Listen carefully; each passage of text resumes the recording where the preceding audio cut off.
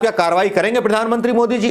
जिन चरणों ने किसानों को आतंकवादी बोला, खालिस्तानी बोला, क्या उनके खिलाफ सरकार कार्रवाई करेगी या नहीं करेगी? इसका जवाब पूरे हिंदुस्तान को चाहिए। और इस तरह के मीम्स, इस तरह की झूठी अगर न्यूज है तो उन लोगों पर कार्रवाई होनी चाहिए जिन्होंने सोशल मीडिया पर ये कैप्शंस डाले। ये कैबिनेट मंत्री मोदी जी संविधान डे की बात कर रहे थे और क्रूरता पूर्वक उन लोगों का दमन कर रहे थे जिनके लिए संविधान हमारे बुजुर्ग नेता, हमारे आदर्श नेता बना करके गए थे। कौन सी परिभाषा देते हैं? उनको शॉर्ट फॉर्म ज्यादा पसंद है प्रधानमंत्री मोदी जी को, लेकिन देश की प्रगति के बारे में शॉर्ट फॉर्म थोड़ा सा भूल गए जो उनको याद होनी चाहिए थी। जो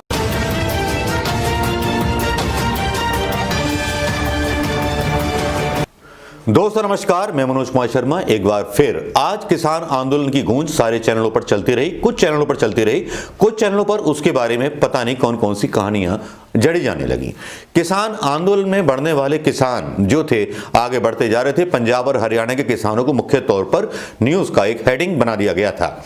बाकी पूरे स्टेट से आने वाले जितने किसान थे उनको कहीं लाइनों में खो दिया गया था। भले ही एक किसान नेता की गिरफ्तारी कर ली हो राजस्थान सीमा से, लेकिन उसके बारे में कहीं जिक्र नहीं था। लेकिन अब जिक्र किस चीज का होना चाहिए था? जिक्र ये होना चाहिए था कि किसान आंदोलन आ रहा है दिल्ली, तो उससे सरकार क्यों बात नहीं कर रही? सरकार क्यों उनसे नहीं पूछना चाहती कि उनकी समस्या क्या है? मैं आपको यहां बता दूं कि जो किसान आंदोलन है वो मोदी जी की उस लाई हुई नई नीति के खिलाफ है जिसमें वो सब चीजों का प्राइवेटाइजेशन कर देना चाहते हैं। एक नया कृषि विधेयक लेके आए जिसमें ये बताया जा रहा है एक सुहाना लड्डू देकर के कि साहब आप जहां चाहो फसल बेचो अपनी और महंगी बिकेगी, जबकि आज की डेट में उनकी जो फसलों के दाम यूपीए सरकार में मिला करते थे उससे भी नीचे गिर रहे हैं। उस जमाने में जब यूपीए की सरकार थी, गेहूं 2000 बिकता था, 1500 का मिलता है और चावलों के दाम पंजाब के किसानों के हाथ नहीं आते। बासमती चावल के भी रेट गिर गए। तो प्लानिंग है एक तरह से प्रधानमंत्री मोदी जी के उस कैबिनेट की, या प्रधानमंत्री जी को पता ही नहीं होगा कि कुछ ऐसे नियम लाए जाएं जो कारपोरेट लॉबी को फायदा करे। कारपोरेट लॉबी सब चीजों को हैंडल करेगी, ऐसा बोलना है सोशल मीडिया पर किसान आंदोलन का समर्थन करने वालों का। चाहे ट्विटर हो चाहे फेसबुक हो, सब जगह यही चल रहा है। और किसान नेताओं के भी इंटरव्यू आ जाते हैं। उन इंटरव्यूज की बात अगर छोड़ दें तो कुछ सवाल उठाते हैं।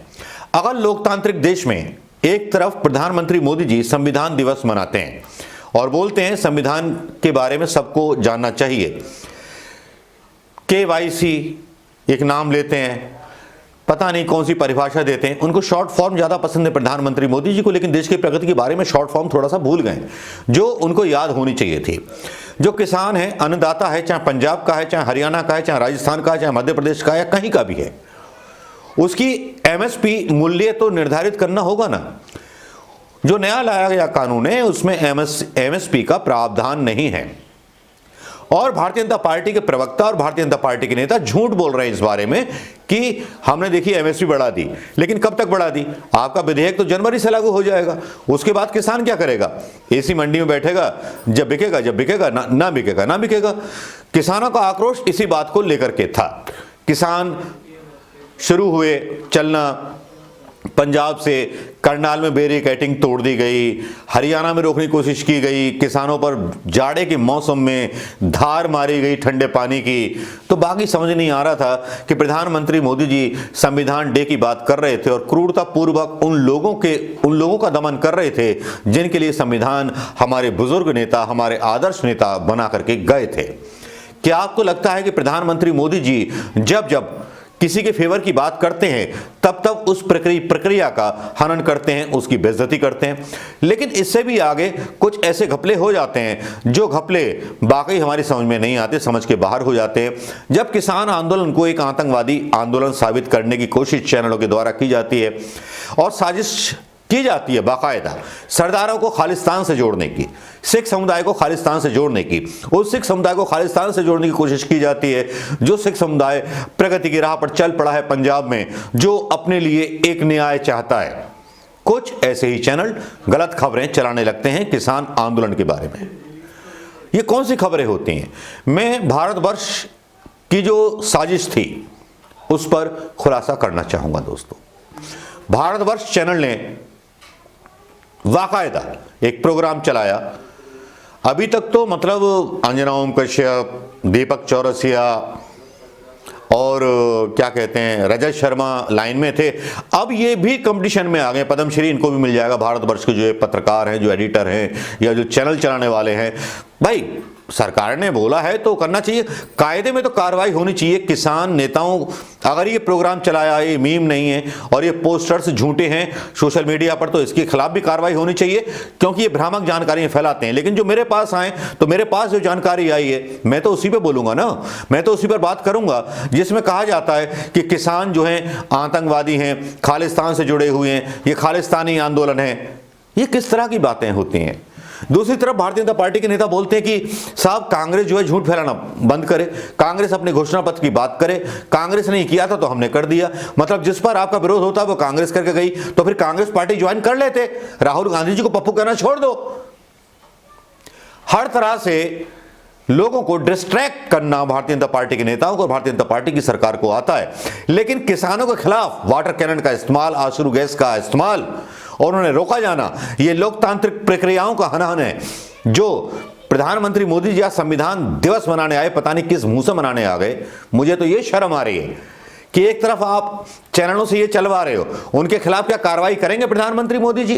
जिन चैनलों ने किसानों को आतंकवादी बोला, खालिस्तानी बोला, क्या उनके खिलाफ सरकार कार्रवाई करेगी या नहीं करेगी? इसका जवाब पूरे हिंदुस्तान को चाहिए। और इस तरह की मीम्स, इस तरह की झूठी अगर न्यूज है तो उन लोगों पर कार्रवाई होनी चाहिए जिन्होंने सोशल मीडिया पर ये कैप्शंस डाले। ये कैप्शंस भी मैं यहां डाल रहा हूं। किसानों को या मोदी के विरोध की आवाज को ये कह देना कि राष्ट्र विरोधी आवाज है, तो ये एक तरह से हिटलरवाद है। हिटलर की वो सेना काम करने लगी है, पैसों पर वो खेलने लगी है और पैसों के हिसाब से तोलने लगी है सारी चीजें। तो मीडिया का चेहरा बेनकाब होना जरूरी है, सरकार का चेहरा बेनकाब होना बहुत जरूरी है दोस्तों। किसान चले, एक किसान की मौत हो गई, 6-6 महीने का राशन लेकर चले हैं। उनकी जिद है कि दिल्ली जाना है, आने दीजिए ना दिल्ली। कांग्रेस ने तो कभी अन्ना को नहीं रोका था। आपके तो हर बॉर्डर पर ट्रिपल बैरिकेडिंग लगाए हुए हैं। इतना डर किसानों का, इतना तो अंग्रेजों को भी डर नहीं था। अंग्रेज भी कांग्रेस को प्रदर्शन की इजाजत देते थे। प्रधानमंत्री मोदी जी की रियासत ऐसी, सरकार ऐसी है कि किसानों को अपनी आवाज बोलने का हक नहीं है।